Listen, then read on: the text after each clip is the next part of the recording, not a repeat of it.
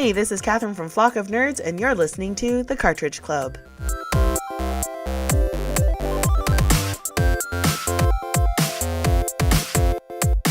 Weekly. No one's gonna hear that. That's too quiet. Turn that way. They'll hear it.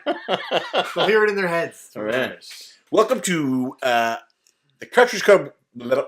Welcome to the Cartridge Club episode. No, oh my goodness. Welcome to Cartridge Club Weekly for July the 2nd. What is the Cartridge Club Weekly? I'm glad you asked. The Cartridge Club Weekly is a weekly podcast hosted by myself and you, my brother. Yeah. And we talk about gaming news currently that happens throughout the week. Then we talk about some stuff happening within the Cartridge Club, some updates, if you will. We usually squeeze in a little CC mission, round it off with a topic, and then bring it on home with some questions that have been asked by the community. I have a review to tweet out. Oh, you do have to get that on there. Right there. That was close. Right down to the wire. Yeah, I'm going to tweet that right now. So we're going to open up with some video game news. Not a very busy week. No, I don't have very much. First one I have is the Xbox One X will download the 4K game patches regardless of what style TV you have. So even if you buy an Xbox One X and you only have a television that's capable of 1080p output, your Xbox One X will automatically download the patch for the 4K version of that game. So, that makes sense. Yeah. You wouldn't want to have to go later. But if you don't have a 4K TV, now you're going to have this giant patch on your hard drive that is useless to you. What's the file size difference are we talking here? From 1080 to 4K? I don't output anything in 4K, but I imagine it's significant. James, RetroPixel, does videos in 4K. Maybe he can tell us the difference between a 1080p version of that video and a 4K version. But it does make sense. And on that same note, the Xbox One S and the Xbox One will both download the appropriate versions of the games that they're supposed to. So they will download your 1080p versions. So it's good. I don't know. The system's... I just thought it was neat that regardless of your television, it's going to download what that system uses best. I think it should. I think it's a great idea. I think if I ever were to upgrade to a 4K, I wouldn't want to have to go back to my games and download all those patches. So that's true. They'll already be there. And these things already come with gigantic hard drives anyway, don't they? Oh, but they make you install the games on those systems. Yeah, the hard drives actually are not... I have to look to see the actual specs for the Xbox One X. I think it's 1 terabyte. Ooh, that does not sound like a lot. No.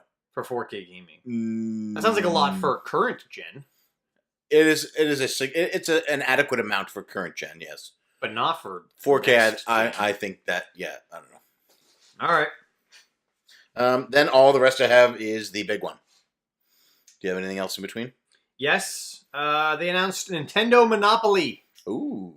So you can... Oh, but it's not like normal Monopoly. It's different. It's called Monopoly Gamer is what it's called. Okay. Have you not seen this? No. Oh, anyway, I don't know. Yeah, I don't see it in the shared document here. Where did you... I looked for it earlier. There was no shared document. July 2nd, under the weekly folder. When did you make it? Monday? No way, I went looking today.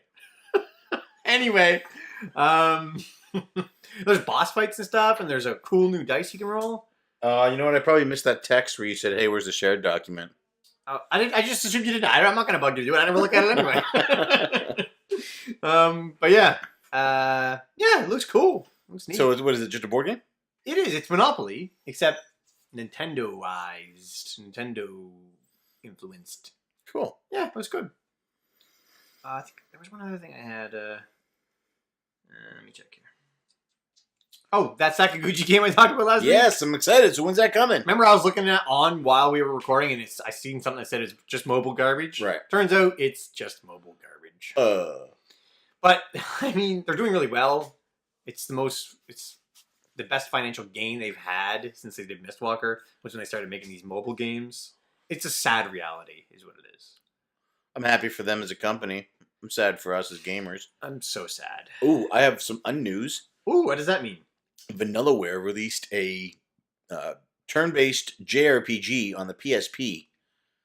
Oh, yeah, you told me about that. In Japan only. Now, when was that released? 10 years ago or something. Oh, what are you talking about? I was at work today, and I don't have a video game website, so I was on Wikipedia reading about one of my favorite development companies. Just go on Wikipedia? Adorable. Sometimes I just go on Wikipedia and I'll start reading an article, and then I'll click a link and I've done that. Open it in a new tab, finish my article, then I'll go read that one, and I'll just cascade through Wikipedia.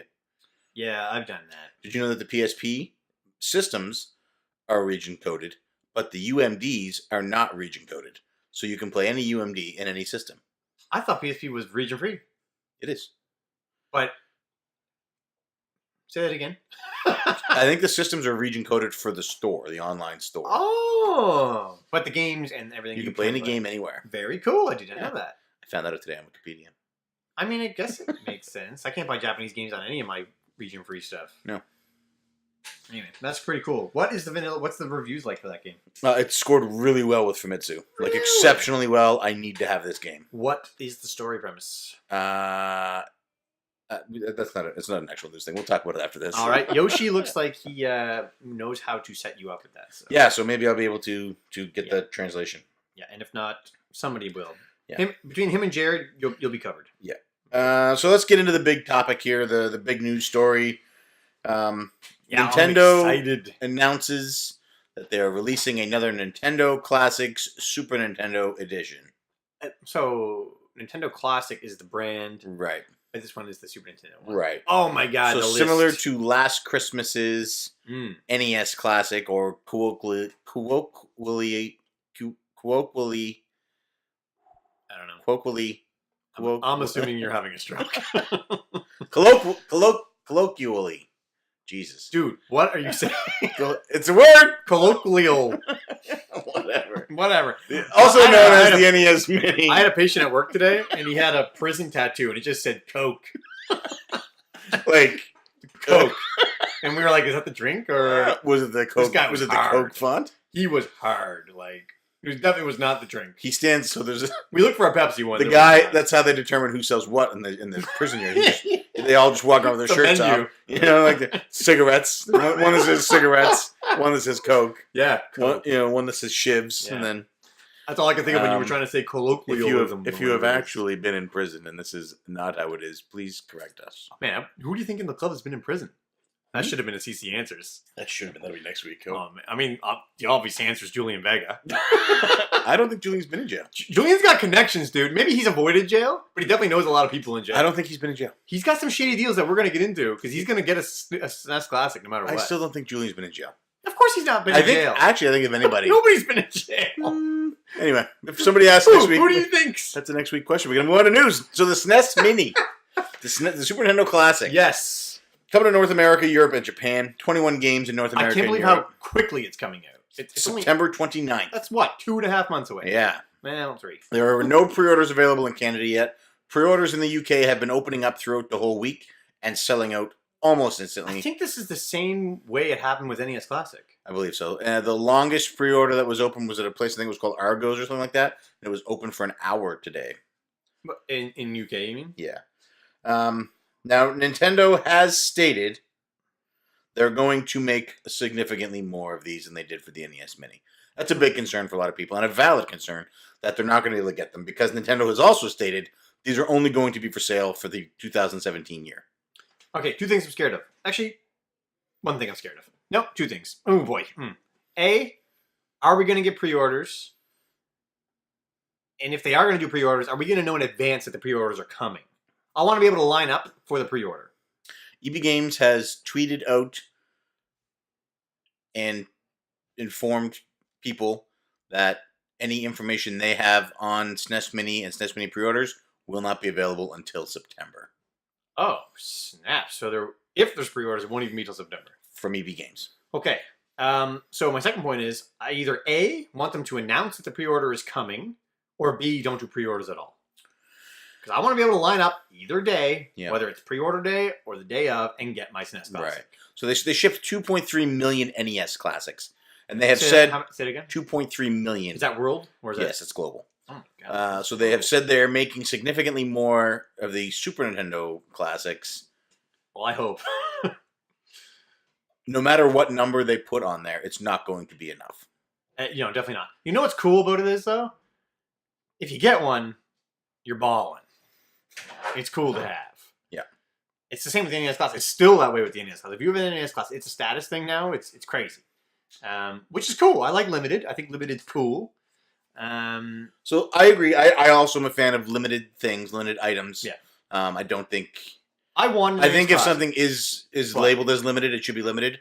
I think this physical item, for the item itself to be limited, is okay. I do believe these games should be available digitally on their eShop. Yeah. If they're going to make the item itself limited, they need to make these games available. Yeah, sure. But you can get them. You can get them now, can't you? How do you feel about the fact that this is the only way currently to play Star Fox 2? That's kind of interesting. I'm assuming they're going to release it on the eShop later. I don't know how they wouldn't. I think this is a great way to launch it, though. It's a great way to draw attention to the SNES Classic, and a great way to launch Star Fox 2. I think if they just launched it on the eShop, it would have just been an email. It would have got a hype for a couple days, and that would have been it. Instead, look what it's exploded into. And now people are going to want Star Fox 2. The developers of Star Fox 2 didn't even know this was happening.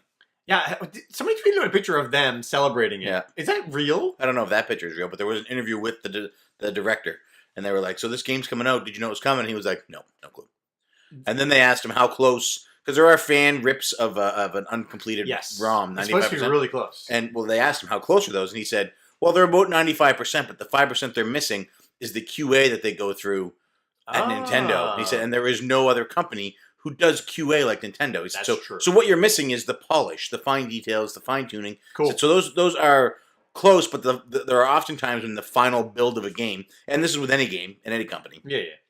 The final build, once it runs through that quality assurance program, can come out to be drastically different than the final product. Question for you: do you think it's going to be released on the eShop later? I sincerely hope so. I think it is a big misstep. Yeah, but do you think it will be? No, I don't. You don't think they're going to release it? No. No, it's going to be released. There's no other way to get it. They haven't released any of the games from the NES Classic. Any of the games from the NES Classic that were not available on the Wii U eShop or the 3DS eShop have not been released. Yeah, but I'm sure you can get them on one of the eShops. No. What? There is no way to play Final Fantasy 1. Oh. That's tough. See, those are licensed games. That's harder. First party ones you're going to get. Licensed games, that's a whole other situation. I'd have to go through the entire list on the NES Classic to see if they're all available in the eShop. I can't confirm that they are. I know that some of the licensed games are not. Oh, that's my concern. That's got nothing to. You have nothing to worry about there. Star Fox 2 is a first party game, isn't it? Yeah. Right, but if this item is going to be limited, and it will be, those licensed games, all of the games that are available on this need to be available on the eShop, the Switch eShop. No, these aren't Nintendo games. Not all these are Nintendo games. All these are games that were on Nintendo. If they don't belong to Nintendo, they can't guarantee that? They can't decide. Square Enix is like, nope, you have to pay us 95% of whatever you make on that if you want to have this on your eShop. And they could be like, pound sand. We can't decide that. It's the licenses. It's the companies that you got to go against, not Nintendo. It's the companies that are making the licenses too expensive. For this product to be limited, and it's going to be limited, of course, no matter how many they make, the beauty of it. No matter how many they make, it will not be enough. Just to be clear, I want an NES Classic, and I like that I can't get it.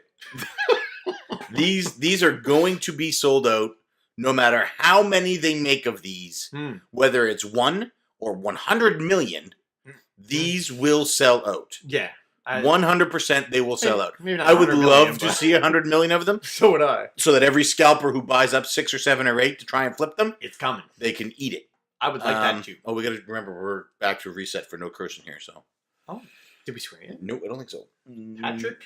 Yeah. So lazy. Close one. So, but I think knowing it's going to be limited, knowing enough will not be made, they need to make every effort possible to make sure that the games that are on there are available to their fans who want to play them, who are unable to get this item. Sure, I agree you don't have to make the SNES. Okay, name a game. Name a game that you're talking Final about. Fantasy 3. You can get that through various different things through Square Enix right now. You can get it on your phone. I want it on a Nintendo Switch. But Nintendo doesn't own it. Right. It's like saying I want Uncharted on my Switch. But Nintendo made the effort to license it and put it on the Super Nintendo Mini. Right. To make the Super Nintendo Mini attractive to more people. No, because that was a hot game on the Super Nintendo. Right. This is the Super Nintendo. And now they're going classic. to launch an eShop on the Nintendo Switch. Right. It's not a Super Nintendo eShop. It's the eShop. Right, but it's all of the game. They have Sega Classic games on there. Yeah, and I'm sure they will still have some of those. I don't get the licensing is Contra delicate. 3, The Alien Wars, is on the Super Nintendo Mini, and it's available on the Wii U eShop. There is nothing stopping them from saying, We want these licenses for this item, and we want to also license them for our eShop. Yeah, It doesn't make sense not to. If Nintendo got to decide that, they would have all of these games on their eShop. They wouldn't hold back. They were going to make money on them. It's a licensing issue. We don't decide that. They don't decide that. It's the other companies that they have to negotiate with that decides it. Okay, I'm just saying that if there are games that are on this that are not available, your stance is, and in all honesty, I don't think we'll see Star Fox 2 on the eShop. I think Star Fox 2 will live only on the Super Nintendo Mini. We need to start calculating bets. We need to get Derek to start recording our bets, and we should do a bet right now. All right. Star Fox 2 is definitely going to the eShop. What's the bet? That's the thing. We got to think of bets. I don't know. But we have time to decide this. So next week, maybe we'll brainstorm. If Star Fox 2 is on the eShop, I say it won't be. You say it will be. If it is, 100%. I will stream it to completion. Okay. Because you won. And if it doesn't, we're going to have to set a deadline because it can't just be forever or you'll never have to pay up. But we don't even know when the eShop's going to start. We'll say within 1 year from the date of the eShop starting. Okay. So if Star Fox 2 is not on the Nintendo Switch eShop within one date from the eShop starting, you have to stream. This is going to be a long bet. What do you have to stream? The original Star Fox. Sure. Okay. That's tough. Both of them, I'm sure, are very tough. Yeah. All right, so let's talk about some of the games on here. It's fun. We're rattling a few off. Let's actually name names. I got the list. Did you want me to bring it up? Yeah, bring it up. All right. It's because there's 21 games coming, and there's different games in North America and Europe versus Japan. And this is alphabetical. So Contra 3, big game starting off. Yep. Love it. Alien Wars is a good one of Aaron Stapish's favorites. We did a video with Retro J. Yeah, that's what it was. Tiger Patrick Swayze uppercut. Yes. Oh, by the way, Tiger effing uppercut. I've been inserting swear words in between Patrick and Swayze, thus defeating the purpose of Patrick Swayze. When at home? If I stub my toe, I say Patrick blank and Swayze. Really? Yeah. Then why are you saying Patrick Swayze? I don't know. It's embedded in my head now. All right, Contra 3 Alien Wars, big title, Konami entry, nice to see. Yeah, big. Donkey Kong Country. The first one, not the second one. Kind of wish it was number 2. A lot of people have had that same sentiment, but it is still a very good game. Yeah. Yep. No, nothing wrong with it. And maybe there are people who don't want to. No, that reason doesn't make sense. Next up, Earthbound. Ooh. That's a big one. So the crew at I'll talk about bonus right after. Yeah, Earthbound. That is this will be Earthbound also available on the eShop. So far every game available here is available on the eShop. Cool. Final Fantasy. Current eShop. Yep. On Wii U and 3DS. They're combined. No, there's two different shops, but those games are all available. Maybe not Contra, but the other ones are available on 3DS. Yeah, Nintendo's so weird. Final Fantasy 3. Final Fantasy 3. So this game is not available anywhere else on a Nintendo platform other than the original Super Nintendo cartridge or Game Boy Advance. Really? Yeah. Well, then what makes you think they're going to bring it? They're putting it on here. Let's make that our bet. They're putting it on here if they don't put this on their eShop. First off, if I don't get a Super Nintendo Mini. Just imagine, if they could have had Final Fantasy 3, Sony must have a tight hold on that license. Because of Anthology. They must. Otherwise, it would be on their eShop. It's on here. Yeah, and just imagine how much they had to pay to get that. Otherwise, it would have been on their eShop. I don't think it has anything to do with Sony. It's Square Maybe Enix. not Sony. Maybe Square just doesn't want to give it out. But imagine how much they must have had to pay. Otherwise, it would have been on their eShop on the Wii, on the Wii U, on the 3DS. Why? Why wouldn't it be? There's a bunch of games. Why wouldn't they be? But it's licensing. Anyways. Maybe. It's maybe licensing. They had to pay a buttload to get that game. F-Zero. A lot of people are excited about F-Zero. It's a staple Nintendo franchise from that generation. If they added multiplayer or something, that'd be pretty cool. It's got two. Doesn't it have a 2-player? Nah, it's just a 1-player game, I'm pretty sure. Yeah, it's just a 1-player game. Oh. Kirby Superstar. Yeah, that's 8 Kirby games in one. So really, there's 29 games on here. That's awesome, man. That's a great game. 2 Kirby's, though. Yeah. And the next one, Kirby's Dream Course. So this is a little-known Kirby golfing game that... My, favorite Kirby game was going to be on my Have You Heard Of reviews. Oh, man. Kirby's Dream Course. If you haven't played it, check it out. It's mini golf, but you're Kirby, and you have powers, and it's so... So that game is not available anywhere else right now. Really? You looked into all this. I'm very impressed. I can't believe that's not. I don't think the Kirby Superstar is either. What? What makes you think they're going to get Final Fantasy 3? They don't have their first-party games on. You told me that there's no reason they wouldn't have first-party games. That's because I assumed they did have them, because that's a fair assumption. So, Star Fox 2 is coming to that eShop. There's no other way to play it except for the SNES Classic. Yeah. You're right, there isn't. It's coming. streaming it. So fast. All right. Link to the Past. Everybody, you knew that was coming. That's a great game. If you, we don't need to talk about that. If you haven't played it, play it. And if you haven't played it, maybe you're interested in hearing about what it's like. Check out the first episode of the Cartridge Club. Yeah. Mega Man Xmas. So this is Another Cartridge Club game. This is the third Cartridge Club game on this list so far. wow. Donkey Kong Country being the first one. Secret of Mana. I know Left's happy. Your fourth Cartridge Club game. Another Square Enix title. So there's 2 Square Enix titles on here so far. Can you get that on? No. You used to be able to get it on Wii. Yeah, not anymore. What about Final Fantasy 3? Could you get that on Wii? No. Star Fox 1 and 2.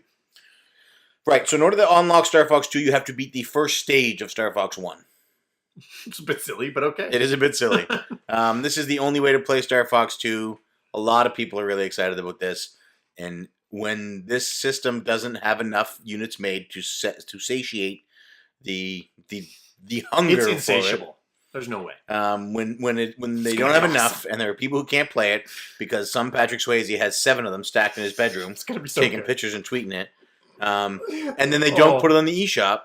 There's going to be a lot of people that are really upset. This is a possibility for a very big misstep, Or a chance for greatness. or a chance for greatness. I hope to be wrong. Either way, I'm gonna win that bet. Street Fighter 2 Turbo Hyper Fighting. Yeah, I don't know. There's like 100 Street Fighter 2s on. This is the good one. This is the fast one. Okay, didn't Ultra Street Fighter 2 just come out? Yes. Okay. This is why they don't do licensing agreements. Right. Super Castlevania 4. Another Konami title. Big one. Another Cartridge Club. Not yet. Well, It's coming up. future. Yeah. That's announced, right? Yeah. Super Ghouls and Ghosts. Yes, another Cartridge Club game. J-Rock's list is getting big here. He must be... That one's Capcom representing. Yes. Was that the first Capcom game? Mega Man X. Mega Man X. Right. Super Mario Kart. This is, in fact, 2-player. Right. F-Zero, I don't believe so. That's sad. Super Mario RPG Legend of the Seven Stars. Boom. Third Square Enix title to be on here. Another game not currently available on the eShops. Good question about that game. Squaresoft game. Is it because of Geno? Because they built it. They developed it. I know, but is that not first party Nintendo? Like is that not owned by Nintendo? I mean, It could also be Mallow. Yeah, it could be Mallow. Or Smithy. Let's move on. Super Mario A World. Huge Mario game. Obviously was going to be on there. Yep. Great game. I don't think I actually own that in physical form, so. I don't either anymore. But I look forward to it again. Super Metroid. Arguably the greatest game of all time. You could argue that, yes. Yeah. I can't even argue that. Super Punch Out. Would make a great club game. You think? I do. I think. Maybe someday. Does it count as a sports game? Well, ask Bill about that. Yoshi's Island. It's Super Mario World 2, isn't it? Yes. It was called that for some reason. Just to sell it, I guess. Yeah, so a lot of good games there. A lot of good games. God, amazing. A good mixture of games from their third-party developers and first-party developers as well. A lot of people suspected that with the Super Nintendo Classic that they wouldn't have third-party support just because some of those games are, like you said, still available today in current form, like Final Fantasy 3. Yeah. You could have taken those out and put Donkey Kong Country 2 and 3 and people would have just been, Final Fantasy 3 is hard to get rid of. Maybe something else. So when this was announced, I was instantly excited. At first I was like, oh man, I want this so bad. It looked like the controller ports were Super Nintendo controller ports. They're not, in fact. That's a front piece that pops out, and then the Wii-type controllers plug in. It does make me nervous about the controllers, but I'm sure they'll be fine. Yeah, I have no doubt. Nintendo hardware is quality. Yeah. Instantly excited, but my hype has died. Why? For very much the same reason as the NES Classic.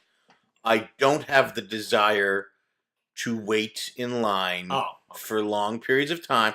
I would like to be able to walk into a store, see them on the shelf, and get one. Even if they had the same availability as the Switch now. The Switch isn't available. Like, you can't walk in every day, but once a week, a shipment comes in of half a dozen to 10, and then you can get them on that, that day or the day after. Yeah. If it's that kind of availability, I'm okay with that. I'll get that.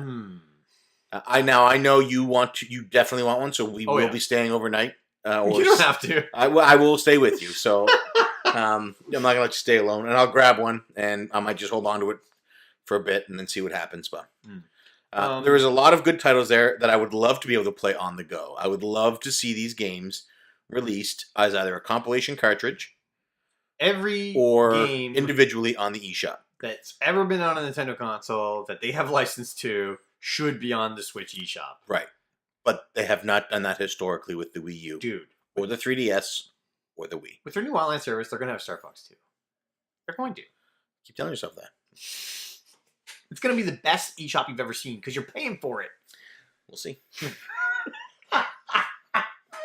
I can't wait for the chaos. It's going to be nuts, dude. It is going to be People nuts. are already going nuts. People are already going. A lot of American purchasers have pre-ordered from the UK because their model looked a little different. Yeah. But they want to, because they haven't had pre-orders in the States yet. So they're pre-ordering from the UK, which is then limiting what supply is going to the UK. Yeah. I don't know. I think it'll be interesting to see if these UK retailers honor American pre-orders. Or if they say, listen, I'm not shipping to the States. I've got 100 guys here at home that want it, and it's cheaper to send it to them. Getting real patriotic on the for the SNES Classic front. Maybe. I find it weird that they are actually taking pre-orders, though. What is that about? I don't know. Some people wait for allocation. Some don't. I can't speak to whether or not they are waiting or not waiting. Right. So let's talk about the Super Famicom Mini. What games are missing from that device? What they gained. So they do not have Super Castlevania 4, Super Punch-Out, Kirby's Dream Course, and Earthbound. Instead, they have The Legend of the Mystical Ninja, or Gambare Goemon. Oh man! And they have Super Formation Soccer, Fire Emblem, Mystery of the Emblem, and Panel Depon, known also as Tetris Attack. Dude, I didn't know that there was differences. A lot of people are upset that we don't have Tetris Attack. I can understand that. I would So that's give the up Japanese one. a couple of these for. It's funny when Star Fox is like a weak link. I think that says volumes about this list. Yeah. So you want one, 100%. Oh, so many percentages. Because there's a lot of games on here that I would have to repurchase. Because this is going to be at about a $100 price tag for us. I would have to because I made a list. We all made a list of top 100 games. I want to recollect all those games because a lot of them I sold when I sold off my collection. This would knock off a lot of those off my list. So it's a win-win. This is saving me money. Right. So there is a lot of excitement around this, as expected. It's a big hot ticket item. It's going to be out this Christmas from September 29th. Assume December 31st. Don't expect to see them after that, as per Nintendo. If it's something you desperately want, get to the stores, get lined up. Book your vacation day now and just wait. Try and avoid retailer or reseller prices. If you're somebody who likes to make a profit off of other people, oh boy, Patrick Swayze's. Then this is careful. That's just how you are as a person, and so be it. I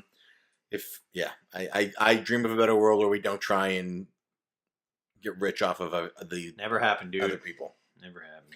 Well, it wouldn't in Russia. What happens in Russia? I mean, it's way better than this garbage we have anymore. No, I don't think so. But try and look out for each other. So if you're in the Cartridge Club.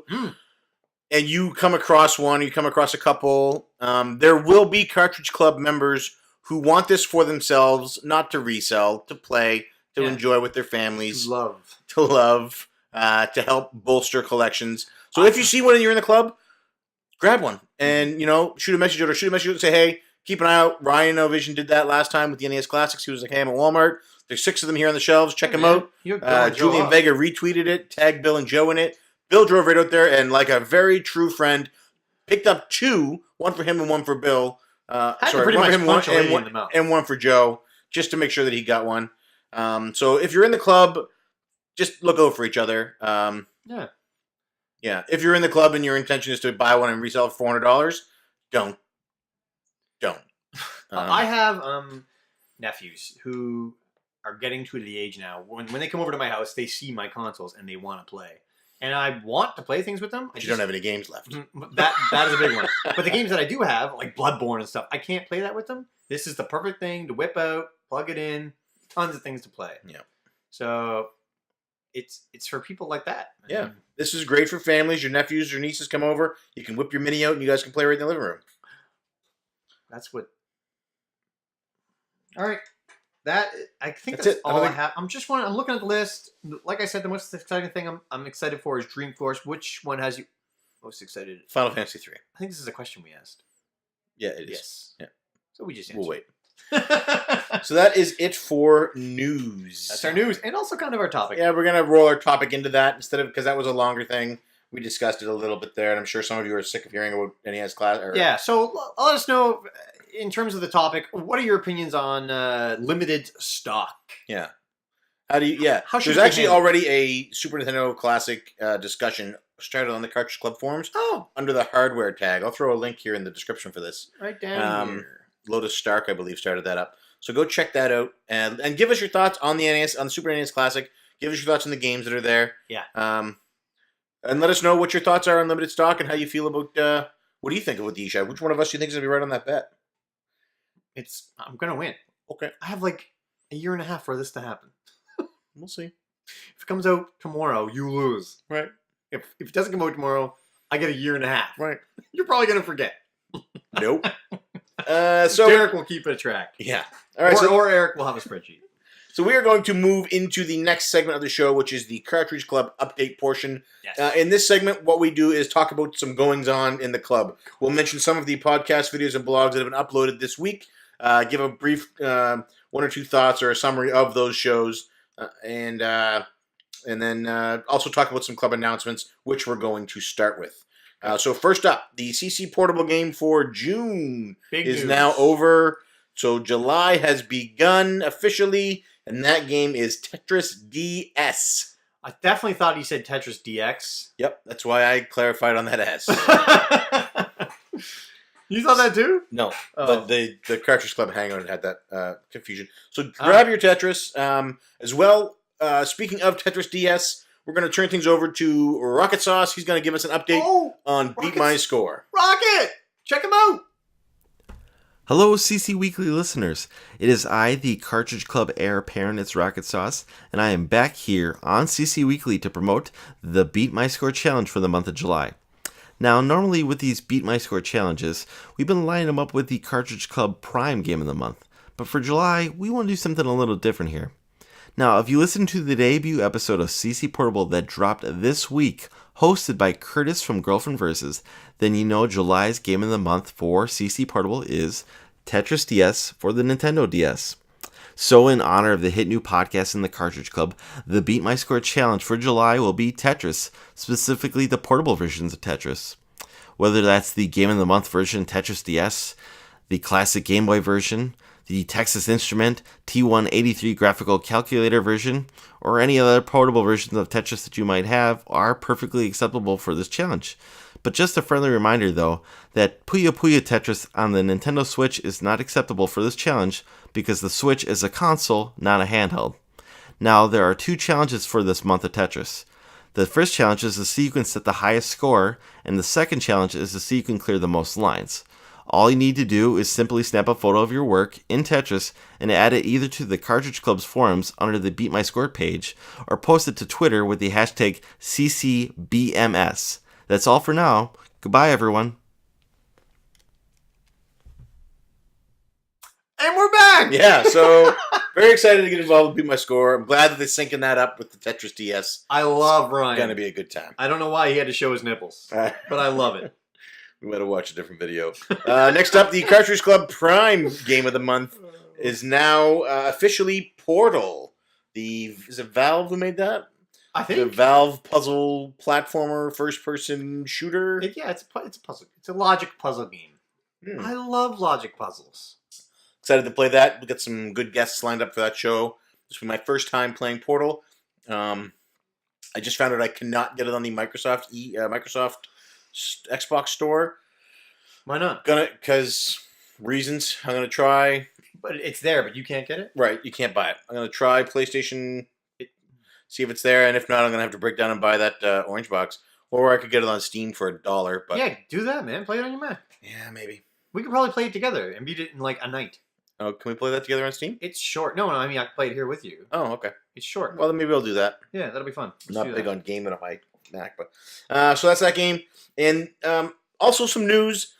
We have officially announced the lineup of games for the Cartridge Club Prime running from February 2018 to April 2018. Huge news! And you can see those now on the forums at www.cartridgeclub.org in the Cartridge Club Game of the Month form, and it's the first link there. You thought the SNES Classic lineup looked good.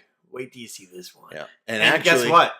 Not limited. All 3 of the games, 2 of the 3 games on that list are visible in the shop behind my head right now. Oh my gosh, licensing agreements. Yeah. Oh wait, yeah, you have a big one there. Yeah. That's what.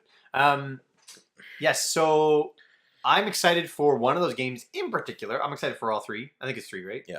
But one in particular, I'm very excited. Yeah. One I haven't played before, one I've played a little bit of before, and one I've beaten. So. Yeah, me too. No, 2 I haven't played before. Oh, okay.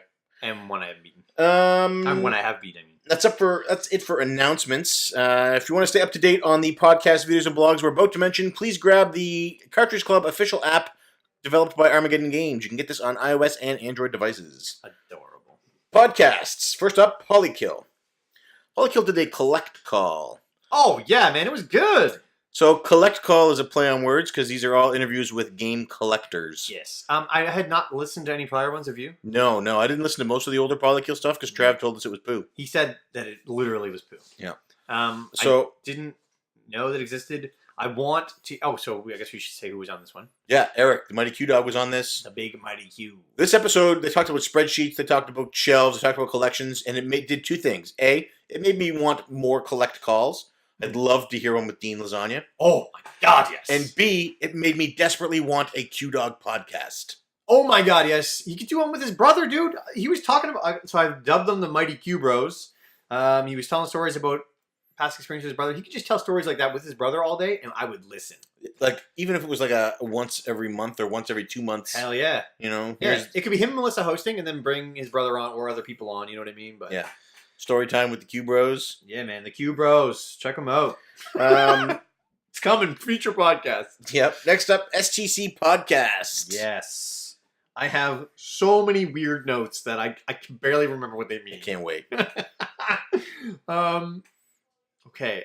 Something about trivia. Oh, trivia for Joe's collection. So Joe collects these things, and Bill's like, next time we're doing trivia about the things you collect. I want to see what you actually know about it. I would love if they actually did that this week, so I'm looking forward to that.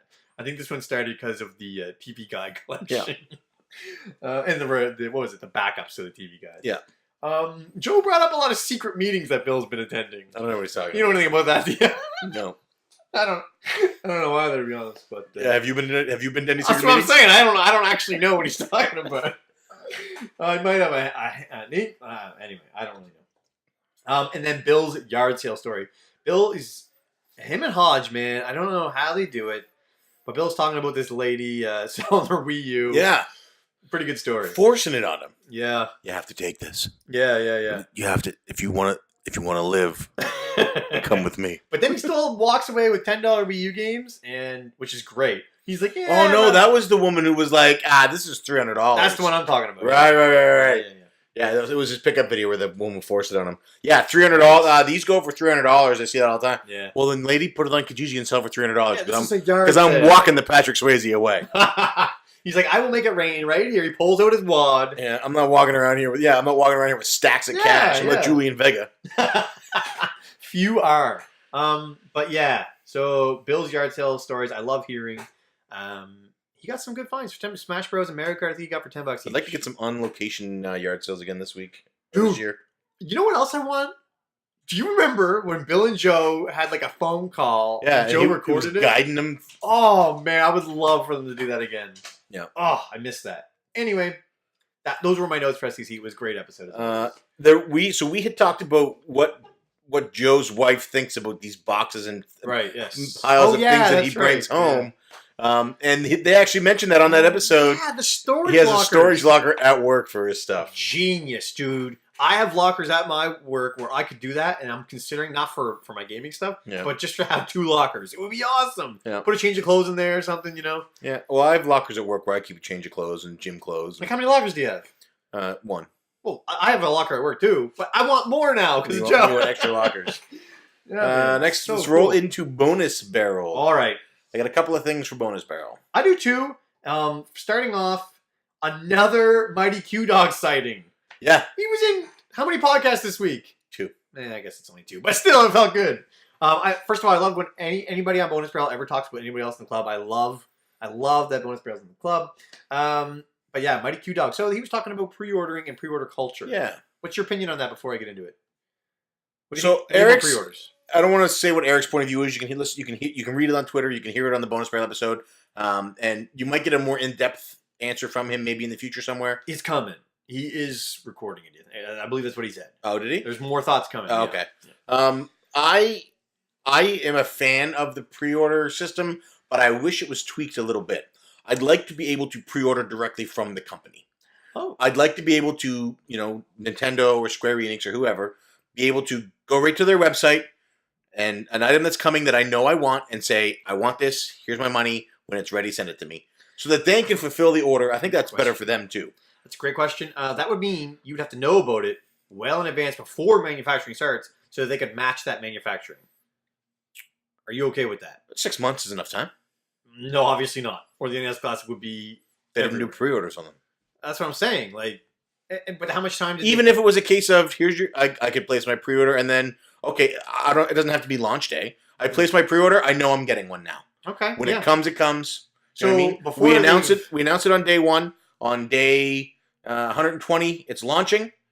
I've placed my pre-order in the middle, so I'm not getting it on launch day, but 3 months later, mine gets printed off and comes to me. So they haven't even started manufacturing yet, so they're like, okay, no problem, we'll just run the manufacturing line a little longer to make this. Right. That's a great idea. I'm on board. Because they know they're guaranteed sales. I am on board. I like that method of pre-ordering. I don't like pre-order bonuses. I don't like exclusive store pre-orders. Yeah, I like pre-orders though because I like to know this is something I want, I'm getting it. Bingo. If it's something I know I'm going to get, I'm completely, if I have more money, I'm completely on board for pre-order. I don't usually pre-order games that I'm questionable on. Anything that anything I'm not 100% positive on. And I only am 100% positive on things that... I have a funny story. I'm only 100% positive on things that traditionally come from a developer or a company, publisher that I like in a franchise that I like. You and I don't even pre-order all Nintendo games. Yeah, neither do I. I might start. But you and I, not all of them, obviously. Just the ones I know I'm going to like. You and I pre-ordered a game a while back.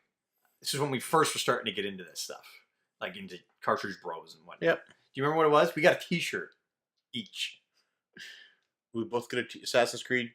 No. I got a t-shirt for that one. This was a very questionable pre-order. Castlevania Lords of Shadow. Lords of Shadow, man. I seen Castlevania on the title. I was like, I am down. This is a perfect example of my Q-Dog, why he's against pre-orders. Yep. It was a very disappointing...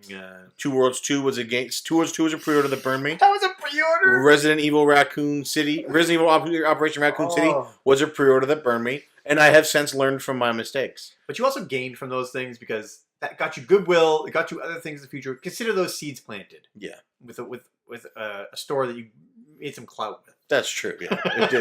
That's how I'm going to help you feel better. Pre-orders help that store. Right. Trade-ins help that store. Right. They got both for me. So you can justify Two Worlds 2.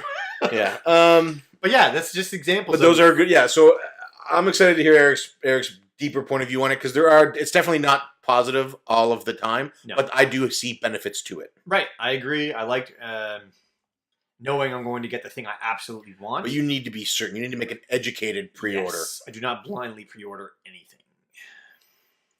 And the next thing on Bonus Barrel, the guys talked about Undertale, and they think I got so much for it. They think that I would like Undertale. I have not played it, and I'm curious as to why they think now. They all know how graphic focused I am. I don't know if they know that. They know now. And I hate Earthbound because of the graphics, because of the shoddy gameplay, and because oh my god, the story is not good. I do not like Earthbound. I don't either. But a lot of people do. When I look at Undertale, it reminds me of a lower quality Earthbound. That's what I see when I look at it. If I'm wrong, and you have played Undertale, and you can compare it to not Earthbound, please do so. Jump on the forums. Let us know. If you have a podcast of your own, come on there, talk about the game, and convince me that this is something I should try. But keep in mind, I will need to have a way to play this that is not on my Mac. I will not play it on my Mac. Oh, they announced physical coming out for PS4. Yeah, I know. I said I didn't want it. So there's a way. So this is your opportunity, bonus barrel. Sell me on Undertale. Keeping in mind, I despise the graphic style of it. I believe it looks to me like a very low quality 8-bit graphic style. I despised Earthbound. It was one of my least favorite experiences in the club. I don't think Undertale's for you. They think it is. We'll find out why. Yeah, we will. I have some notes here that I'm not quite familiar with. I have the word brawlers. I think I wrote that for the game Left was playing on mobile. Okay. Don't even know if it's called that. It's something similar to that, I think. I wrote it down so I would check it out. So, have you heard of this game? No. It's made by the guys that made that Battle Royale or whatever Right. it's called. Anyway, but the big topic of discussion was violence in video games. Yep. First of all, what's your opinion on violence in video games? I think violence in video games has its place as long as the ESRB continues to rate video games appropriately. And So you're on board with the rating system? I'm on board with the rating system. I wish more parents were cognizant of it. Now, I can't tell you how to raise your children. If you think your 6-year-old is ready for banging hookers and snorting coke, then by all means, chances are that's probably how they were conceived. That's probably how dude got coke on his chest. Maybe. His parents didn't care. Is there an age that I think is appropriate? Yeah, but I wouldn't say it's a hard and fast age because there are kids who mature faster. They grow up in different environments, and there are kids who mature slower and grow up in it. So there's no hard and fast thing, but I do believe that. Yeah, I believe. I do believe in the rating system. I believe in it too. Same as I do for movies. If I'm going to watch, even to the fact that it helps to determine what I'm willing to watch with my daughter. I'm not going to sit down and watch a rated R movie with my daughter and watch some girl get banged in the back of a car. Ugh, God. Like that horrifies me, the thought of that. I'm uncomfortable just hearing it. Yeah. But along those lines, Now, like you were saying, I will watch John Wick and watch him double tap a bunch of guys in the chest. God, all day, every day. I want it I'm just kidding. I won't do that either. in my face. I thought. Oh, you meant with Emily. daughter? Yeah. So that is the next question: is what would you allow your daughter to play? It's a game by game basis. Fantasy violence, I'm okay with as long as it's not over the top. What about like enslaving creatures and forcing them to fight in like a dog pit? Yeah, I'm okay with that. Yep. Because that's Pokemon. Yep. Just kidding. As long as I believe, Emily's 15, so she's getting close to that age now, and I believe she is mature enough to recognize the difference between video games and real life. I don't think that it would have as much of a negative effect on her. But as she was growing up, I leaned more towards Nintendo titles for her because I felt that they were more appropriate for children. So when they asked this question, And they were also able to be fun. when they asked this question, I started thinking, what games have I ever played that I would not want my child to play? Right. And I was struggling to think of any. Yeah, I don't think I've played any games that I'm like, oh, I wouldn't want Emily to play that. Now, I mean, if she was like 5 or 6, I wouldn't want her playing Resident Evil No. or anything like that. But I'm not against her playing it when she's older. I would say, I don't know, 13 is a good time for that. Was that how old we were when we started playing about this? Yeah. I might have been younger because you're older than me. Yeah. So you were a very big influence. But I didn't care. I was never scarred from it. Right. I don't think. But yeah, that was the question that they asked, and that's how I would gauge it. Anything I would play that isn't overly violent, I don't play many violent games. I wouldn't get her to play the Souls games, I guess, until she's a little older. I don't know. The violence itself isn't even that big of an issue for me because as long as there's context behind it, and as long as they understand, like, because what age are we talking here? Well, see, Emily's 15, so for me it's hard to picture anything else. We We played Xenoblade Chronicles together when she was 12, I believe. Yeah, that's a great game. Yeah, So, I'm down. but it's each parent has their own level. Like I said, I know I made a glib comment earlier about GTA 5 and how you shouldn't play that with your kids. What's glib? Like sort of smart alecky. Glib. But I think it's okay. Each parent, you have your own parenting style. I have always cursed in front of my daughter. I don't. And my belief was that she's going to hear these words from people at school, from students, bullies, or other kids will say these words possibly to her. I'd rather her be familiar with them and understand them than have it be something that shocks her and surprises her. You know what I mean? So now if some kid comes up to her and says, "You're a stupid Patrick Swayze," instead of saying, "Oh man, I don't know," instead of being like, "I haven't heard those words, I don't know what's going on," she can be like, "I've heard my dad call Charmander that in Pokemon Stadium." So that ain't nothing on me. Yeah. And then she can be like, "You're a Patrick Swayze canoe." You know? That word, anyway. I don't know. But yeah. So I guess that's, I'll just say I'm going to play a lot of puzzle games with her, and I'm going to play a lot of Nintendo games with her when she's young. Yeah, that's a good thing about Nintendo games is they are fun for adults and they are generally okay for children to watch and enjoy. I mean, I beat Final Fantasy 2 when I was, or 4 when I was 6. Is that too young to be playing that? I don't know. I'm sure there were themes I didn't understand. Yeah. Must have been. But I wasn't playing Remind me to tell you something funny about that after the show. All right, I will. So that's it for Bonus Barrel. Check them out. Good episode, lots of discussion. Yeah. Lots of hot topics. They were all there right to the end. Can't beat it. Yeah. More coming next week. Next up, Media Mavens. This was the episode that was supposed to be Wonder Woman. Ended up being just Pam and Riley. You were almost on it. They were sort of jamming about what they've been up to, talking about games and TV shows and K-pop conventions. Answered a bunch of listener questions. Listener questions went through really awesome. Really? Well, because they only gave us like an hour to ask them. I got mine in right under the wire. They actually hit refresh while they were recording. Oh, cool! I like when people do that. I love the Pam and Riley only episodes. They are my favorites. But I am looking forward to their Wonder Woman show. This was another great show. Check them out. They were the mission last week, so give them a review if you do check them out. And yes, 2 more my review podcasts. just went out, so hopefully it'll remind me of people. First up is or second to last is Retro Fandango. Was just a Kevin and Richard show. And they spent most of it just sort of or they started off just sort of chatting back and forth, no real structure to it, and it was really fun and it was a good chat. They talked about some gardening. They talked about Adam West a bit. Richard gave his breakdown on Game of Thrones and how he feels about the show, and they talked about campy Batman from Joel Schumacher. It was I really enjoyed the show. I listened to it at work. I had a stretch in the morning where there wasn't anything going on. I was able to get the whole show in. Wow, I really enjoyed it, and it was a good showing from the Retro Fandango guys. Casual. Looking show. forward to more. Very good. And last but not least is the Donkey Kong Cartridge Club Portable Oh inaugural episode of Donkey Kong 94 Yes. with host Curtis Friesel, and I'm always wondering if I'm pronouncing that right. And I think it's Friesel. guest Vintage Video Game Geek. Vintage and Curtis together. It's like peanut butter and jelly. Great inaugural episode. It's kind of fitting that Vintage would be on it too. He was sort of the godfather to the Cartridge Bros, which then led to the club. So Yeah. I think it's fitting, very fitting. Yeah. So that's it. Check it out. Check it out. CCPortable's awesome. It's right here on this RSS feed. You've probably already heard it. Yes. Leave them an iTunes review. Is that the mission? Nope. Oh wait, that was yes. Next up. That's funny. So now we're going to roll into some videos. Flock of Nerds came at us with a double header. They gave us Mario Mondays, where they continued in World 4 of Super Mario Bros. 3. Yes. The giant world. Gave them some trouble early on. Might be my favorite world. I don't know. Yeah? You like the big mushrooms? I guess. And What does that mean? then they gave us, later on in the week, a taste of Ikaruga. And actually, so they played some Ikaruga. Miles' tweet, or Catherine's tweet, I'm not sure who did it, said, we check out this easy and cheap game for the GameCube. And then he was like, by the way, it's neither of those things. Yeah, really.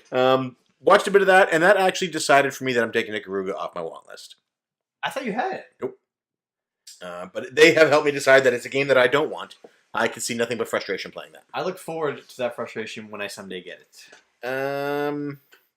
Then we get in the Q-Dog house. Mrs. Q-Dog talked about beating Final Fantasy IV. Yes. Mighty Q-Dog talked about getting back to Final Fantasy V.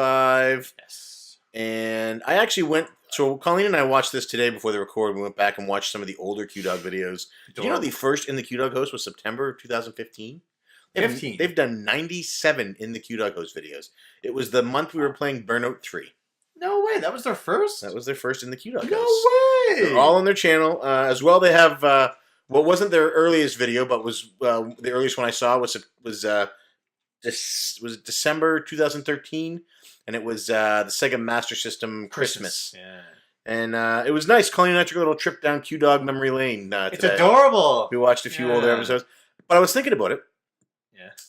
Those old in the Q-Dog house episodes, the 5-minute weekly episodes, are a great way to go back and get a sort of a glimpse into what was happening in the club at that time. It's like the original weekly. Yeah. That's genius. Anyway, check that out. It was a good show. Q-Dogs are great. They are great. Next up, Girlfriend Versus. Booty Bonanza 42. Curtis Booty. picked up some high quality retro gaming magazines. He, like myself, has been a subscriber to Retro Magazine. He also, like myself, did not get up issue 1, despite being told it was coming. He managed to pick one up, so that's awesome. Check that out. Congrats. So is his collection complete now? Yeah, I think so. So you can see Curtis and his Booty Bonanza on his channel, Girlfriend Versus. I will take Curtis's booty all day, every day. 2 more videos coming out. Caleb, Hey Future Caleb, did a Do Video Games Ruin Vacation video. Where a nice discussion. It's a good question. He's on a beach recording this, and great episode. Good topic of discussion. It is a good time. Maybe we'll save it. I think. Yeah. I don't know. Whatever. No, he talked about it. I liked his take on it, and I agree with him on what he says. Okay. I probably would too. Just guessing. Yeah. And then last but not least, Musty's second breakfast. Yes. Where he dissected the problem with Nintendo. Yeah. And he thinks the problem might not be Nintendo as much as it is the people around them who are fanatical and who are anti-fanatical about them. Yeah. And he offered some possible reasons that we get this way and some possible things we can do to help us be more healthily engaged with the company. That's a fascinating point. Yeah, every problem you think that is in the world, other people don't agree with that same thing. So, I mean, you gotta all look internally. It's tough. It's like saying, I guess I'm not gonna get into it too much, but I agree with his points. He makes a lot of great points. And I won't just regurgitate what he said. Just go watch Second Breakfast. So moving to blogs. Oh, also, he does a really cool weekly shout out. He does, yeah. So. Really appreciate that, Musty. Thank you. Yeah, so if you're here because of Musty Hobbit, thank you. Next up, we got blogs. First off, Raiho Magnifico makes his triumphant return to the blogosphere. Boom. Raiho is back. You know, there's fireworks. There's fireworks this weekend for it. Yeah, there is. He bought a Switch. He talks about that. He talks about Friday the 13th. So glad to have Raiho back on Twitter. Feels good. I gotta get the invites out for this summer's Cartridge Con. He's coming. Oh my God, Cartridge Con. We actually have his Cartridge Club shirt upstairs. Even better. And then 2 blogs coming out of the Round 2 gaming camp. One is our Merchandise Mondays. Dean showed some statues for Odin Sphere on there. Oh my God, you must have been creaming. Oh, buddy. And so I messaged him and he was, that's good. He was like, you should check out this line and see if you like those as well. And I looked at them, and I might have some $200 Odin Sphere statues in my future. You do not go down the Dean hole, man. Wait, that sounded... Let's see what Colleen says. I'll run it by Colleen, see if she's okay. Maybe at Barry we can discuss me going down the Dean hole. And then, I would go down the Dean hole if I could, trust me. And all day. And then Dean reviewed Discworld for the PS1. His first ever PS1 game was Discworld. That is huge. I don't even know what that game is. Do you remember our first ever PS1 game? I remember the demo disc, but our PlayStation came with Final Fantasy VII. And that was our first game. Yeah, first game we owned, for sure. Yeah. I don't know if it's the first game I played, but it's definitely the first game we owned. Pretty sure it's the first game I played. It's very... I definitely played Crash Bandicoot probably at a friend of mine's house. Discworld looked good, though. It's a 2D sprite-based game, so... What? I have to look into this blog. Yeah. Check it out. Dean does it every week. And that's it for Update. So now we're going to roll into CC Mission. Our times are right around where we need to be. So this is the part of the show where we say, hey, here's something that would be cool if you did it. Oh. And then we ask people to do it. Yeah, this is a great idea. This is a good idea. I wish I had read the drive. I'd like to implement a giveaway tied to the CC Mission. So seeing as this is the first mission of July, what I'm going to say is, if for every mission you complete between now and the end of July, we'll gain you 1 entry into the draw. What is the draw for? And the draw at the end of July will be for, we'll say some eShop money for your console of choice, whether it's Nintendo, Microsoft, or Sony. And we'll say, what, $20? Dude, man, this is getting deep. 1 month? Yeah. I like how Kyle does it. I could probably... that could be a year before somebody completes it. Yeah, we'll do for a month. We'll try $20. We'll see what happens. All right, cool. So or Steam. Steam, Nintendo. What if there's ties? It's not for the most. Everybody who does it will have their name entered in a draw. But you get... So if you do the mission for each week for July, you get 4 entries. Gotcha. I gotcha. Oh, cool. So the mission this week is to share a YouTube video from one of your favorite channels on Twitter and include the hashtag CC Mission. All entries must have the hashtag CC Mission. I am going to search the hashtag CC Mission from July 1st to July 31st. Those will be the only things chosen for entries. If you do it and you tweet it, and then afterwards you reply with CC Mission, that doesn't work. You have to tweet it again. It is hard to track hashtags. And I think $20 is good. If that's a lot. If that value isn't good, please send me a message. And are you insane? That is amazing. Right. All they're doing is promoting club stuff that they're in a part of. $20 is fine. Okay. So it's too much. Share a YouTube video from one of your favorite channels on YouTube. Share it on Twitter. Hashtag CC Mission. And have your name entered for a draw for $20. I'm going to enter like 18 times. Of eShop money from Steam, Nintendo, Xbox, or Sony. Your choice. You are a treasure. For international stuff, I might have to just send you $20. I'm not sure how that works. That's a good question. Just e-transfer that. Yeah, so that's the mission this week. That's a great mission. I look forward to seeing... Sorry. And you can enter too. So it says from your favorite channels. Does it have to be club channels? Sure. Okay. So it has to be somebody in the club's content and you're... Right. Okay. So if you're not sure what channels are in the Cartridge Club, you can head to www.cartridgeclub.org. Check there. As well, Cannot Be Tamed is included in that. I don't believe she's listed on the website, but she is included. So she counts.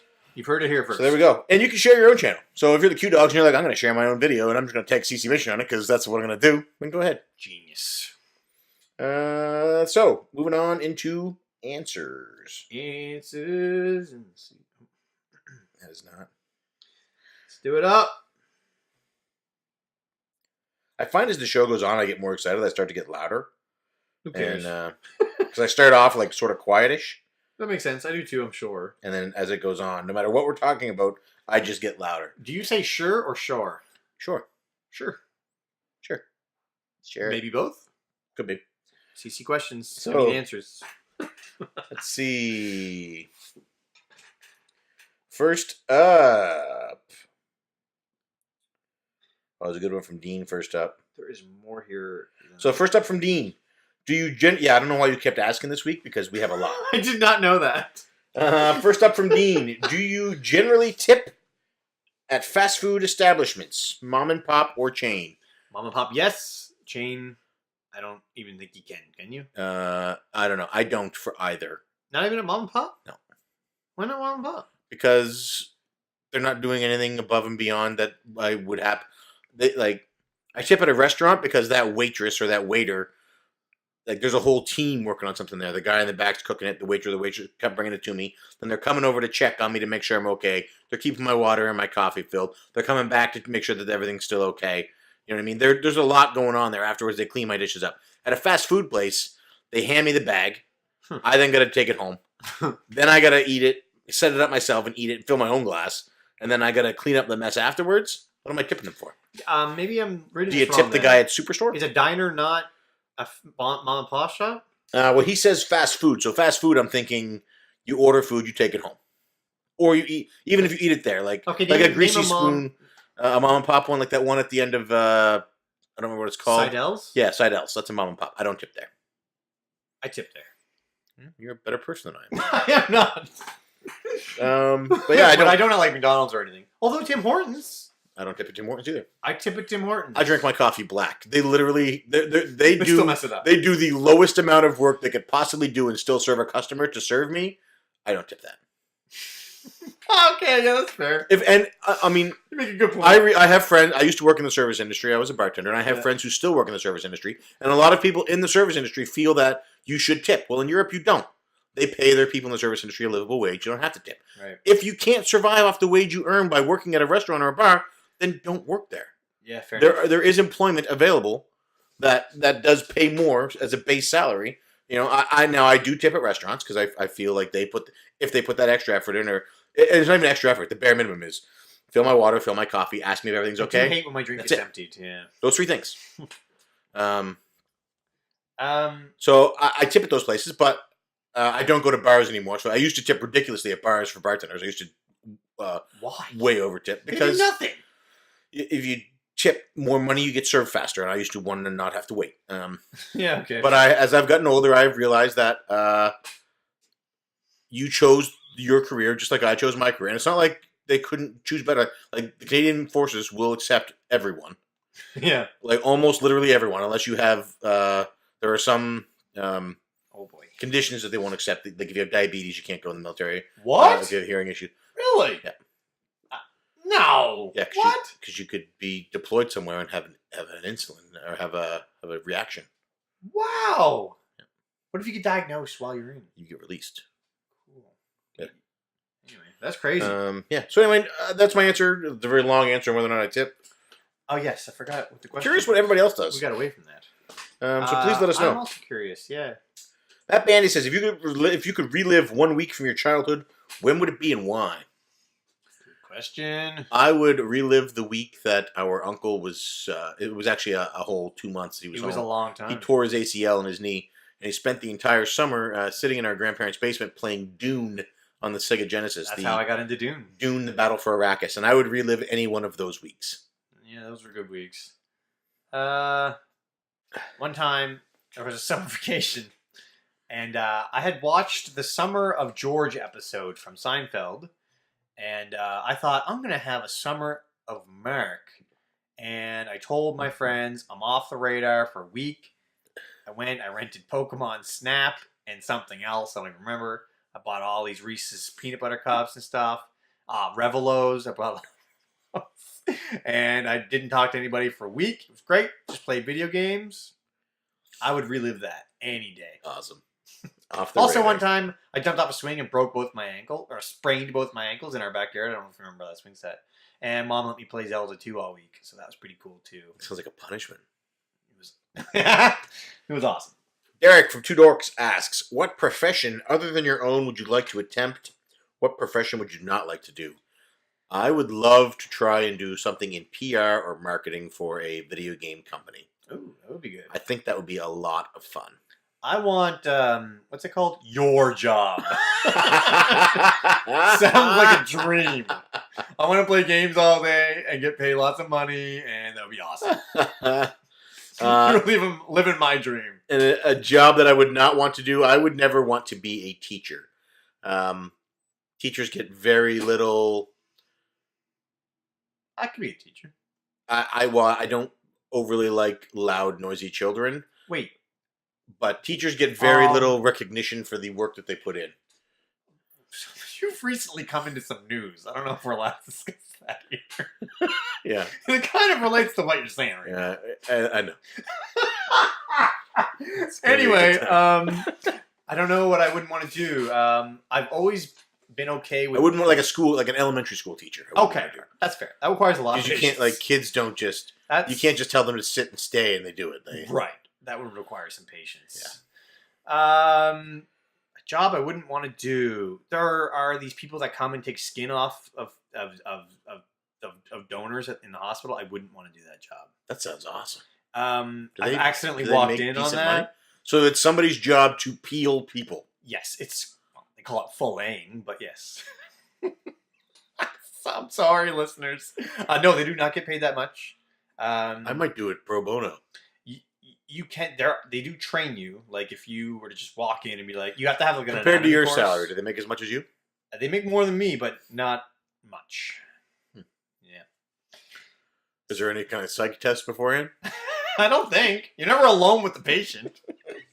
Are the people alive while you're skinning them? No, not yet. Okay. While you're peeling them? Yeah, that's one job I said I could never do. So. But with that.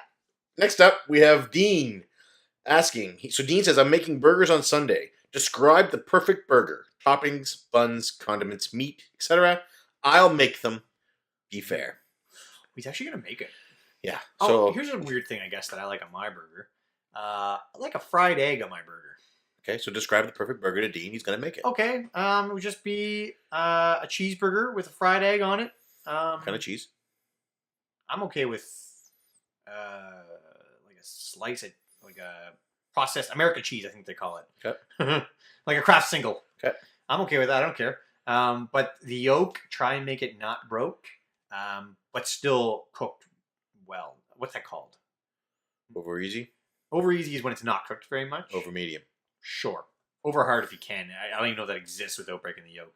But that would probably... Over hard would cook the yolk through, so it would not be runny anymore. You want a little runny. So over medium. Yeah, okay. Over medium. Yeah, ketchup is the only condiment that I put on my burger.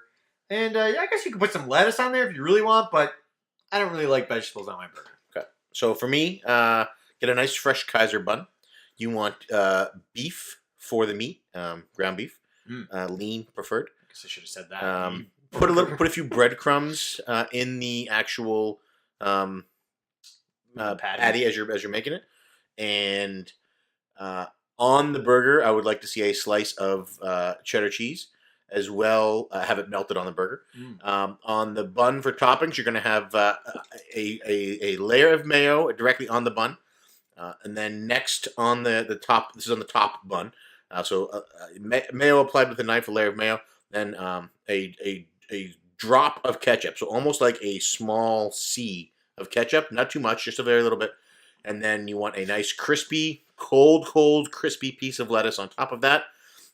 And you want 2 strips of bacon, but like make sure the bacon is a little wavy so there's like pockets of air. And then put those on top of the cheese, then the bun goes on top of that. That's the perfect burger. That sounds delicious. I would eat that for sure. Yeah. And send me a picture and one of those burgers. I would put that inside me any day. Next up, Retro Nonsense asks, will the Super Nintendo Classic be more obtainable? If not, Sean, do you have any other family members with milestone birthdays they could sacrifice? It's coming. I believe it will be more obtainable than the NES Classic was.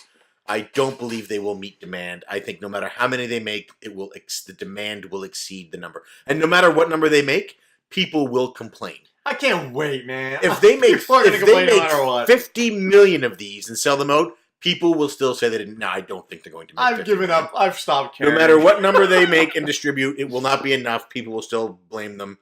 There will still be stacks and stacks of them being scalped. Yes. But I don't think they'll make enough. As for milestone birthdays coming up, I don't think so, Duke. I think it's our parents' anniversary this weekend, though. Yeah, but that's not September. So no milestone birthdays, but like I said, I am getting in line with Mark when he's going to get his. So I will have one that we could discuss. We should do, what's it called? Periscoping when we're waiting in line that time. Do you know anything about that? Is that a sexual thing? I don't believe it is. Oh. I think it's just like live Twitter video. Oh, okay. Oh, yeah. Kyle's sorry. done it. We can I was thinking of space docking. It's a friend at work told me about it. Anyway. In the Patrick Swayze space docking. Next up from Diego Avila. Minecraft Rocket League to have crossplay between Switch and Xbone. What other games do you want to play on Switch via crossplay? I think any game, FIFA should be on there. Any game that is available on both systems or on multiple systems should be crossplay. I would love that. They should all be. Anthem should be crossplay between PS4 and Xbox One. I just wish Sony would get on board with crossplay. They don't play enough to really in this care. day and age, at this point, there is zero excuse for not having crossplay between all platforms. So I think any game that is released on both. The only issue I would say would be with PC and first-person shooters, because there is a significant advantage in a mouse and keyboard over a controller. But you can get mouse and keyboard adapters. Yeah, well, significant advantage. But I do think honestly, Diego, I think any game that's released on both that has multiplayer available should be available to play on both. Can you think of any in particular though, coming up? That's been announced for Switch. Shovel Knight has multiplayer on Switch, but doesn't have multiplayer on Xbox. I'd like to see it get multiplayer on Xbox and have them be able to go together. Well, like playing the same screen with somebody. Yeah. I just think I don't think we should limit ourselves to. I prefer playing things on my Switch and my Nintendo console. I don't want to have to get an extra. I don't like having to have an extra system strictly to be my online with friends system. I'd like to be able to unify that. Fair enough. On top of this question, I would love to get the Minecraft physical edition. So if anybody knows when that's coming out, please let me know. For Switch. Next up, Flock of Nerds asks. Catherine says, "Applesauce on your pork chops, yay or nay?" Miles and I fall on opposite sides of this debate. I'm yay. He's wrong. I do not like applesauce. Yeah, I got some bad news, Catherine. So when we were kids, our parents were big-time supporters of applesauce on pork chops. I don't really remember it on my pork chops. Just in general, they liked applesauce. It was always on the table. Yeah. And I'm a no. I I no longer enjoy applesauce. I don't want it on anything, let alone my pork chops. I just don't like the texture. There's something about it. Yeah. I'm sorry, Catherine. I would eat it. So At your I house, guess we if I are. was there, I would eat it and pretend to enjoy it. Though. I would scrape it off, but I would stare at you as I scraped it off. It would be like. This is us right here. Yeah, this is quite the contrast. I would eat it and say thank you. It was delicious. I wish he was joking. That's what I would do. Throw it on the floor. This is for the dogs. I guess I'll just eat out. Next question is not tip. Next question from Retro Revolutions. One console, one game, one beverage, one food for the rest of your life. What do you choose? Oh my god! I should have read this. Nintendo Switch. What? That's your one console, dude. I can play it on the go. GTFO.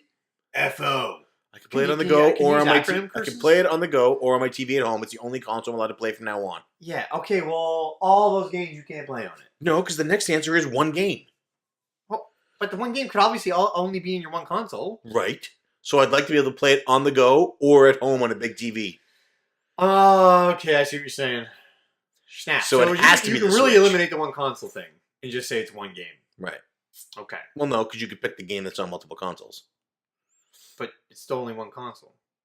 Right. So I'm saying Nintendo Switch, my one game, I'm going to say... at this point, it's going to be Breath of the Wild. I guess it's the only game. There's a lot. There's a lot to do in that game. Oh my god. One beverage would be water, and one food, water. Pizza. My goodness. Because you can get different varieties of pizza. Suck these one game things. And he says, choose wisely, no takebacks. Oh my god, no takebacks. Probably go. It's gonna be a Mario game. It's gonna be. Shock. Mario Odyssey on the Switch. Probably will end up being that. You don't have a choice. At the moment, I'll go with. You don't have a choice. What else are you going to do? You're going to only play games on your Super Nintendo? Just let me consult my CC 100 list. Oh my goodness. So while he's doing that, I'm going to move into Musty's question because it's a No, question. it'll be taking 2 seconds. All right, Super Mario World on the Super Nintendo. Pepsi is my drink of choice. Food. Food. Probably. I'll go with hamburgers now. Probably because of bean. Nice. Musty Hobbit asks, what are you looking at for the Berry Game Exchange? And I mean, merchandise-wise, the hugs are free of charge. Adorable. I'm glad the hugs are free. I'm looking forward to the hugs. So the question is, so we hug when we meet. So when I first see you, I hug you. So when I first meet Bill, I'm going to give him a hug. You know, hey, what's going on? Very presumptuous. But do I hug him each time I see him after next I'm staying at Bill's house? Like, do I get up in the morning and give him a hug? You guys or are is sleeping together? Well, like, when I wake up, if he's not spooning me, do I roll over and... Because Dean and Colleen are sharing a bed, and Bill and I are sharing a bed. I assume it was Joe and Colleen. Yeah, you know what? Actually, I should probably make sure that doesn't happen. Although Dean could probably slip in there, you know. Once you go down that Dean hole. So what I'm looking for is Fire Emblem Radiant Dawn on the Wii. Ooh, yes. You've been looking for that for a while. Yep. Princess Crown on the Sega Saturn. No, that's the GameCube one you had. And which I probably won't find because it's Japanese on the game. I was going to say, is that Japanese? And that RPG that I can't remember from Delaware. You're not going to see. Well, PSP. you might see that first one. What was it again? Radiant Dawn on the Wii. You might see that. Yeah. You definitely won't see that too. There was another game that I was interested in. I can't remember what it was now. If you see Spike McFang, Oh, you know what? I would grab Spike McFang. do not. It is way too expensive. Radiant Dawn's a big one for me. That's the only Fire Emblem game North American released Fire Emblem game I don't own. And I currently own all of the North American released Vanillaware games, so I'd like to be able to get that RPG. I can't argue that. I'm looking forward to everybody's pictures because I'm going to be there, and I'm looking forward to seeing it. I'm also looking forward to you dropping off a package for Dean that we've had for a long time. There's one here, and you have one at your house. Yeah, we've had those for a while. So Yeah. Looking forward to that. Yeah. Retro Revolutions asks, I don't think that's a question. Will buy a Switch? Can you make a crossplay Minecraft thing official for CC? Kyle, Okay, so Musty, he's Rocket, asking myself. about the Minecraft server. I have nothing official to say yet, but we will be getting a Minecraft CC server. We still don't really know much about the crossplay yet. We're just looking into it now. So if you play Minecraft, look forward to a possible... Oh, a new guy in the club, Frantic Society thing, I think he might even have a server. So I might inquire with him. Yeah, Josh signed up for the forums today as a new guy this week. I feel like I've been talking to him for a little while. while. Yeah, I was like, man, I've been following you on Twitter for a while. Yeah. Next up, Kyle asks, what are some arcade cabinets you put in your arcade? I had never played arcade, so none. You don't know any that you'd want, though? There's an Alien vs. Predator arcade game that Kevin and Richard talked about on a Fandango a very long time ago. That was the beat 'em up, I think. When Kevin had modded his Xbox. That's the one you want? That's the one. I want Berserk or Robotron. Wow. I'll take either. I would like to get good at either. The end. Mark Gisby asks, man, why did you keep asking for questions? Mark Gisby asks, I didn't realize. Do you have a favorite book, magazine based on games? I have a used Sonic book where you change to a page based on decisions. I don't. What about Ready Player One? Oh, I guess. Is that based on games? Does that count? I don't know. Then I'll say Ready Player One. Good choice. I will also... although Shepherd's Wolf is also pretty cool, not based on a real game. I haven't finished that yet. It's good. I have not finished it either. We got really far, though. Vintage Video Game Geek asks, where do you see the club in 30 years? Probably with the kids from Retro Nonsense running the show. Ephraim and...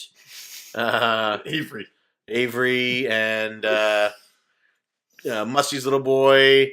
All of the current Cartridge kids, the three Q-Dog sisters, once they have finished their term as president, running the club. Yeah, if anybody's going to be president, it's Eric's children. And then once they finish fixing up America, they will run the Cartridge Club. Yep. That'll be awesome. I honestly like. And then we can move down. They're a combination of their father's meticulous attention to detail and their mother's kind heart and quick wit, and I'd vote for them right now. Also, never mind, I was going to say something, but yes. So that's what I think in 30 years the club will be, and I look forward to being able to look back and say, hey, at one point we helped. Too. He will likely... Yes, yeah. He'll probably have a Twitter. He'll have a Twitter account, and he'll make a bunch of snarky tweets and ask a bunch of ridiculous questions. But he'll help the retro bros, that's the Retro Nonsense guys, rise up from the ashes. That's right. You didn't want to go with Nonsense Bros? No? Whatever. Next up, from Mrs. Q-Dog, P1, you trying to get P2 to come to Barrie with you? And Colleen, can you try harder? Do you need help from Joe? He's done everything he could. So we offered to... He's not the only one who's done everything he could. We offered to pay for him to drive up with us, obviously, because it's not going to cost anything. I think Bill said he could stay with him. I offered to buy his meals for the whole weekend he was there and pick up any games that he wanted for him and then bring him home. I believe at one point, we even Dean and I were even tossing around the idea of flying him up just for the event on the Saturday. That was a thing. Flying him up the Saturday and then flying him home the Sunday after the event. Dean and I had offered to split the cost of that plane ticket. You've done everything you could. He's not interested in seeing any of you. So that's not it. Sometimes I wish the Barrie Game Exchange was the Halley Game Exchange. Yeah, that'd be awesome. But he has confirmed that as long as he has a child, he'll never make it to an event. I did not confirm that. It has not been confirmed. Next up. But if anybody's interested in coming to Video Games Live, that'd be pretty cool. Oh, yeah. Video Games Live, April 4th, 5th, and 6th. Something like that. In 2018 here in Halifax, Nova Scotia. I didn't realize there was different dates. Are our dates all the same? Yeah, we're all the same date. 6th, 7th, 8th, I think, is the dates. That'd be cool if you guys wanted to come down for that. Yeah. April's a great time to visit Nova Scotia. Bone Sparrow's coming. And the Namecast crew is coming. Yeah. And us. So that'd be cool. I got to get some more Namecasts into me. I had some podcast gaps this week. I'm going to throw them in. Just jam them right in you any way you can get them. Do you listen to Frame Chat? Occasionally. I would start those. I started them. They're pretty good. They're long. What? I mean, you said you're looking for gaps to fill, so. Yeah, they're long. Oh, man. I love them. That's okay. We don't have to like the same things. All right. Next question from Vintage Video Game Geek. Who has the biggest joystick? So when you asked this, Vintage, I went through I keep all my controllers underneath my consoles over there. I don't think I have a single joystick, to be honest. It's all just game pads. So I don't have any. Do you have any joysticks at home? I think I have like a little nubby one. Yeah. It's like just a tiny little. It gets the job done. Is it like an analog stick though on your N64 controller, like a loose one like that, or? No, it's like more like the little yellow nub on the GameCube one. The C nub. Oh yeah. Okay, Yeah. so I mean, Functional. I guess by default that would be the biggest joystick. What about you, Vintage? Oh, Vintage has that big Atari one, I'm sure. Yeah, I have no doubt. Yeah, You maybe even have one of those Atari. I know. Now, see, a lot of the Atari ones had those bigger ones because they had to compensate for the fact that the games weren't as good. Right. So they gave you, it wasn't as much fun to play with them, so they gave you the bigger joystick to make you think that you were doing something. Bingo. All it took was that one button. That's all. Yeah. And then it was done. Matt Stacy asks what your favorite N64 game is and why. Who has this? Matthew Stacy. Oh, I missed this Gamer question. Sketch. You retweeted it. I don't know. Oh, I only know. Okay. This is the N64 question. Sorry, I heard what you said. I misheard what you said. Oh. Favorite N64 game? Oh yeah.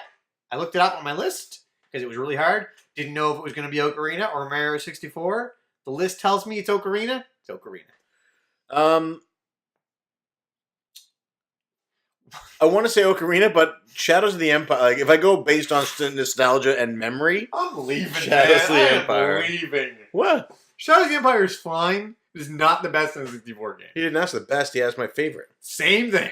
No. What is the best to you? My favorite Super Nintendo game is Final Fantasy IV, but it's not the best Super Nintendo game. You don't think it's the best Super Nintendo game? Final Fantasy IV? Yeah. No. Then what is the best Super Nintendo game? Super Metroid? Why did you Final pick Fantasy that? III? Why don't? Because he's not asking for the best. He's asking for my favorite. It's your best. There's no definitive best. It's not. It's the one that I enjoy them. I have fond memories of Shadows of the Empire. I'm allowed to like what I like. You're part of the problem. Fine. Shadows of the Empire. And lastly, we asked a question of the community. And it was, which game on the Super Nintendo Classic are you most excited to play in HD? Duke from Metronauts says Super Metroid. Oh yeah, good Retro choice. Kaiser said Spike McFang and Chrono Trigger when someone hacks it. Ooh, shuck ya. We should get Spike McFang on there. I'm boycotting. Oh boy. Diego said Super Castlevania 4. Seiji said Super Punch-Out. Josh from Frantic Society said Yoshi's Island. I think it's in the top 10 for best platformers ever. Wow, high praise. Colin Mackin said every game is a hit. He wants to play them all. Yeah. And Mark Gisby said Earthbound and Secret of Mana. Wow. Two very RPGs. That's the show. We Man. ran along 2 weeks in a row. Wow, this is long. We had no news. How did this happen? Because we rambled. We had no topic and this still went. No news, no topic. And we had 100 questions. We had 100 questions. That's okay, though. I like the questions. I would too. I will cut news segments before I will cut questions. I would agree with that. So that's the show. If you are listening to this on iTunes, Stitcher, or Google Play, please head over to www.cartridgeclub.org where you can check out this and other great podcasts, videos, and blogs from our community. If you are already a member of the Cartridge Club, you can head to www.patreon.com/Cartridge Club where you can donate as much or as little as you like, and every cent donated goes to improving the club. I am Player 1. I am Player 2. CC Unite.